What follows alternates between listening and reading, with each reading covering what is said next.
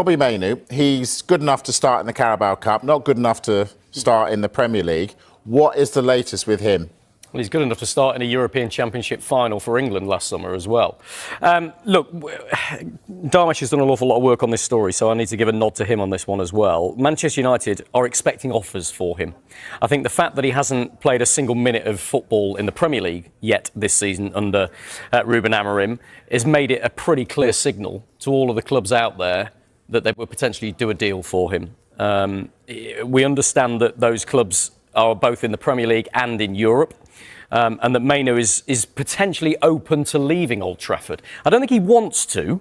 He would rather be a feature in the first team. But he's getting the impression pretty clearly that he's not part of Ruben Amorim's plans. And he hasn't yet said that directly to the club that I want to leave.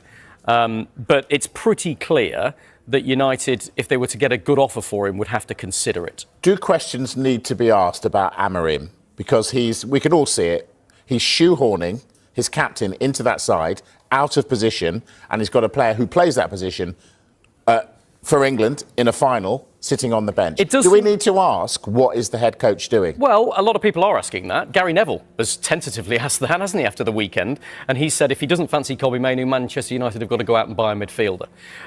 He's a bit bemused by it, because like the rest of us, they think they have a ready-made young talent, if not a generational talent, then you know, an excellent player of huge potential. I think what we have to say is we don't know what's gone on behind the scenes, because that's the only thing I can think that is happening here, that there is some sort of personality clash, relationship problem between Mainoo and Ruben Amorim. Do you think, is it not just a case that he thinks, I've got to play Fernandes, he's my captain? He doesn't have to play Casemiro. Listen, the Kobbie Mainoo thing, in part as well, you could argue that Mainoo is the victim of circumstance here as well, because Ruben Amorim is playing a 3-4-2-1 formation. That's why Manchester United hired him, and he told them, this is the formation that I play. The number of games is a bit of a hindrance for Kobbie Mainoo as well. Because Manchester United didn't win the Europa League final, there's no European football. So suddenly, it's effectively, apart from this week, of course, when there's cup games, there's one game a week. So Ruben Amorim will see, what is my best team? And at the moment, he feels Bruno Fernandes, his captain, is in his best team ahead of Kobbie Mainoo. But there's not much wriggle room for him to be able to rotate that, because there's not a Europa League or a Champions League or a Conference League campaign whereby he can play these players. Look, Mainoo is starting today. I wonder if... Against Grimsby. I get that, but if there was a deal that was close, for example, behind the scenes, would he be playing tonight? Would they try and harm any kind of deal? So it should be said, as Rob mentioned before, that Manchester United are happy with him. They don't want to lose Kobbie Mainoo. This is more coming from Kobbie Mainoo's side, because for the first two games of the Premier League season, he's an unused substitute. He feels like he's not going to get the game time that he wants, because, like many other players, and we're going to see this as a big theme in the final few days, I need to find a club where I'm going to play because I want to be in the World Cup squad, whichever country they play for. The other point is, though, that there's a fundamental point there. You're right that Manchester United haven't got the number of games. You're right about Ruben Amorim's chosen formation with three centre-backs. It means he can only have two central midfielders. I get that.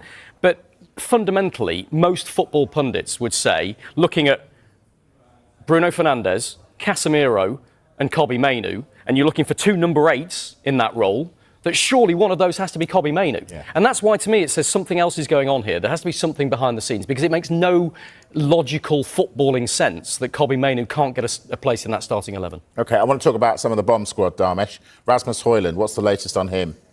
Yes, so Napoli continuing to hold talks with Manchester United over the signing of Rasmus Højlund. They do want to finalise this deal. I was told that two other clubs, one from England and one from Germany, made late inquiries for Rasmus Højlund, but he wants to go to Napoli. I think he's ready to travel there, but, and it's a big but, they need to get that deal agreed between the two clubs. Clearly, that hasn't been done yet. Manchester United are happy to do a deal, but they will do it on their terms. Both Manchester United and Rasmus Højlund want a permanent element attached to any deal. Remember, now he's been so brilliant in the Premier League. He's still got plenty to give. I think he's a reliable set of hands. And I think the United defenders would much rather have Tom Heaton there than maybe the other two goalkeepers. Mina, let's start with Rasmus Højlund, shall we? Because he's wanted by Napoli, and it looks like it could be getting close. But is it going to take a significant investment to get him there?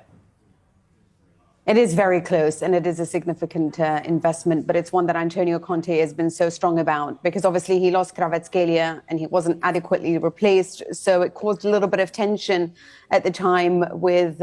Carlos Baleba has got 3 years left on his contract. Brighton have got the option to extend that for a further year. They don't want to sell. They've got no intention of selling. And because of his contract situation, they are under no pressure to sell as well. And I think also the price would be pretty prohibitive to Manchester United, and that would make it an almost impossible deal to do as it stands, because I'm sure we'll talk... Manchester United fans will be throwing things at the screen now, won't they, saying Donnarumma, Donnarumma.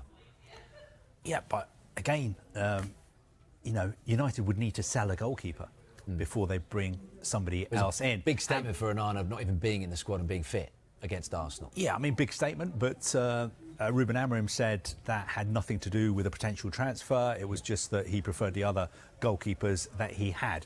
There are reports this afternoon in Italy, not from Sky Italy, suggesting that Inter Milan may be interested in taking Onana back. I think